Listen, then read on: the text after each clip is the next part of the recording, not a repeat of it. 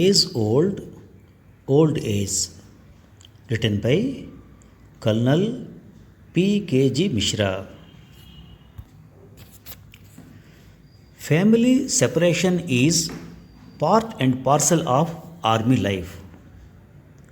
Whenever one is posted to remote field areas, one looks forward to an opportunity to get some leave and be back in family folds. It used to be a great feeling and amusement to see my little daughter growing up and learning new tricks, throwing new tantrums on every such visit. Today, when I am again on leave from a field station, to be with the same little, though not literally, the little girl who is preparing for his 12th board exam, one feels how swiftly the time's river has meandered its way. Very shortly, she will be in hostel to pursue her higher education, move into a profession of her choice, and subsequently would settle down in her own life. All this would happen within the next decade or so. By then, even I would be in my late 50s, maybe with some more brass on my shoulder or having retired. But in either of the eventuality, sitting home or homecoming would no longer carry the same meaning without her.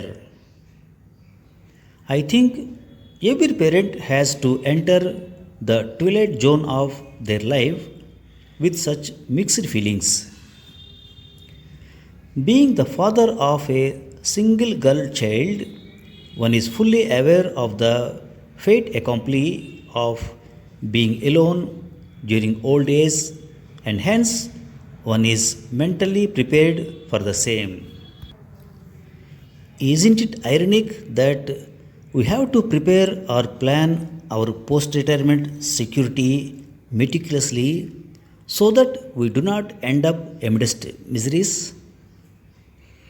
At times, life is nothing but unending preparation. As a youngster, you prepare for academic excellence and then you prepare for professional growth, followed by preparations for the well being of your family, and finally, again, preparation for your old age. The full circle of life thus gets completed with unending preparations. In spite of such preparations, finally, one is left alone, waiting for the inevitable ultimate reality of every life circle. Recently, I came across a beautiful article wherein the author had mentioned that he never expected his sons to be with him during his old age so that they can fulfill their own dreams. I appreciate the writer's sentiments, but even without experiencing his experiences, I am sure he must be a real loner today, a fact that he cannot accept for obvious reasons. What amazes me more is as to how the sons have accepted his decision and are allowing the parents to stay alone. It is certainly a case of convenience rather than conviction, especially from son's perspective. I was discussing the issue with one of my relatives in US who articulated his wisdom by quoting the western culture where parents do not expect their wards to stay with them unlike in our country. What puzzled me at his audacious approach was not his acceptance of Western culture wholeheartedly, but the sheer hypocritical frame of mind. The same gentleman is regularly getting his widowed mother and in laws alternately for 6 months' duration on tourist visa for babysitting for his young daughter. Do children call their parents to do babysitting in Western society? Yes, friend, it is our great Indian culture where grandparents looking after the grandchildren is considered as inculcating the real values and passing on their lifelong experience to the subsequent generation and not babysitting. For that, we need to sacrifice a bit of our convenience, if at all we take it that way, by staying with our parents and giving our children that opportunity. Please do not become semi Western by adopting Indian culture for your children and become Western for parents.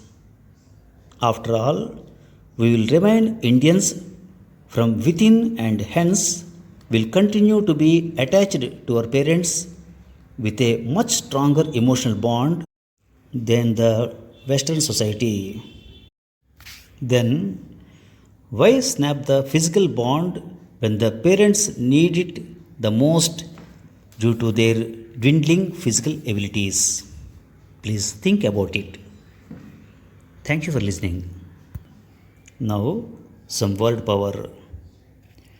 Today, when I am again on leave from a field station to be with the same little, though not literally, little girl who is preparing for his 12th board exam, one feels how swiftly the time's river has meandered its way.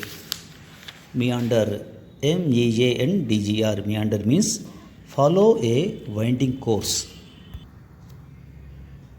Being the father of a single girl child, one is fully aware of the fait accompli of being alone during old age, and hence one is mentally prepared for the same. Fait accompli, FAIT, fate, ACCOMPLI, accompli. Fait accompli means something that has already happened or has been done and cannot be changed. What puzzled me at his audacious approach was not his acceptance of a Western culture wholeheartedly, but the sheer hypocritical frame of mind. Hypocrisy, HYPOCRACY, hypocrisy means a situation in which someone pretends to believe something that they do not really believe, or that is the opposite of what they do or say at another time. Thank you very much.